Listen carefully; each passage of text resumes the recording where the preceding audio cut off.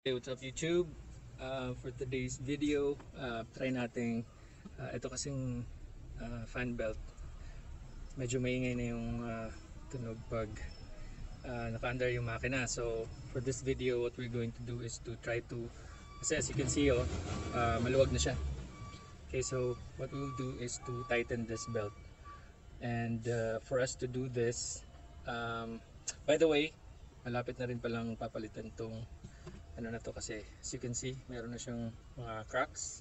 So I ordered online just earlier, so hopefully mga 1 week darating na yon. But in the meantime, para mawala yung gagawin natin is itatighten muna natin. Okay, so kasi maluwag na eh. Anyway, papalitan din naman. So either way, kung hindi nyo man papalitan kasi walang problema yung belt nyo, halimbawa wala pa naman siyang cracks pero maingay, so this video also applies kasi same procedure lang naman yung gagawin nyo. Kailangan nyo lang hipitan. So first and foremost is syempre nakapatay yung makina. Make sure walang obstruction dito sa area na to. And then itong ano na to, kailangan mong tanggalin syempre kasi nakaharang po sa screw na gagalawan natin. So ito, natanggal ko na siya. Actually meron tong ipapop mo lang yung 4 nakaganito lang siya, gaganyan mo lang, dalawa dito and dalawa dito sa harap. So ganito yung tsura yan. Yan, so ito yung naka-apat. So again, gaganin mo lang, iangat mo lang. Alright, so tabi natin yan. Okay, so ngayon wala nang nakarang. So let's start with the procedure. So ito, again, facing the engine. Ito, kailangan muna nating i-loosen. And then after natin ma-loosen to, ito naman yung i-adjust natin. Iaangat. Try nating, iaangat natin. So ito, i-adjust natin to again. I-adjust natin to. Kailangan natin tong itaas para mag-tighten yung belt. Alright? So tingnan nyo na lang yung comparison right now. Yan yung ano niya, medyo maluwag. So later we'll see the results. So yan na siya.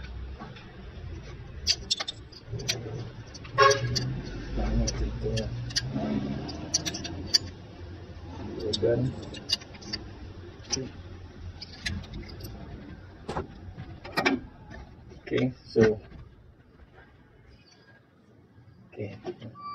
so yan, maluwag na. Now ito naman yung try natin clockwise. Okay, tingnan natin kung bakit yung clockwise. Okay, clockwise.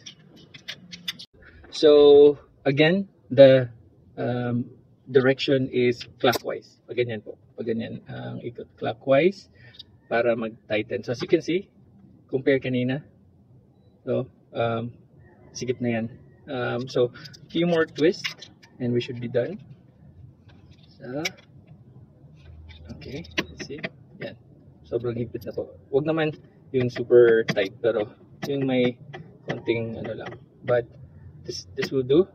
Ayan, ang tigas na talaga, pero pinipilit ko lang para to make sure meron siyang allowance. Okay, so we're ready to tighten this na.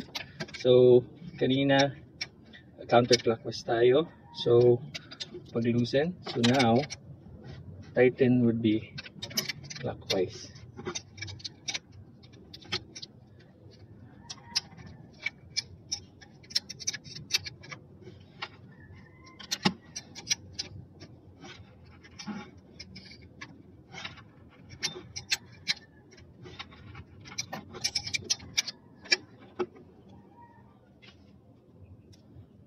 Okay. Okay. All right. So that looks good. Just one more twist dito sa. Okay.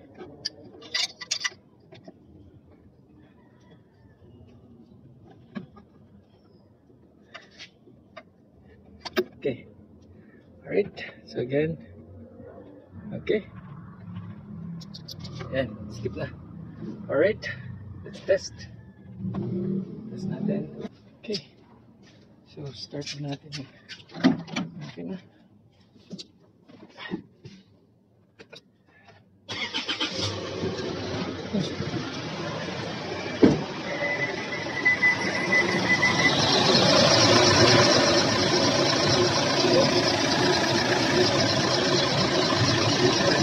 Much better. Ayan. Kanina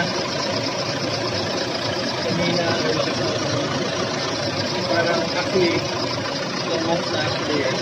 Pero ang laki ng vibration niya kaya yung dito niya right now steady na siya. Dati nag-jump yan. Ibig sabihin may tension na. Last time walang tension. Nag-bounce down sa magalaw. Okay, so try natin on aircon.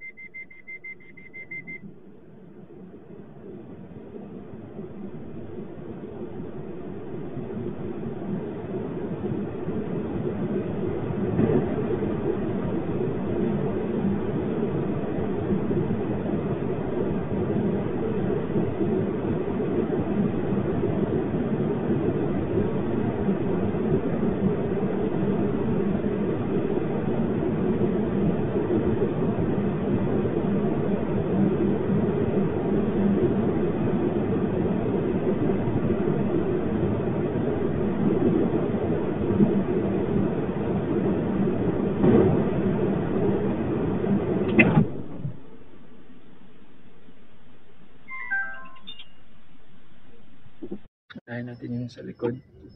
Naka-align na. Okay, that's aligned.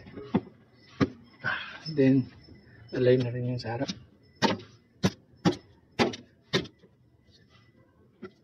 So, siguro unahin natin sa harap bago sa likod. Okay. Ayan.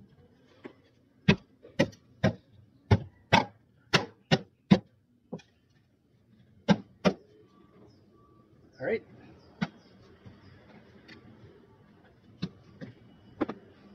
Alright guys, so yun lang. I hope you learned something today, and please like and share the video. Please subscribe na rin for more DIY videos. Thank you.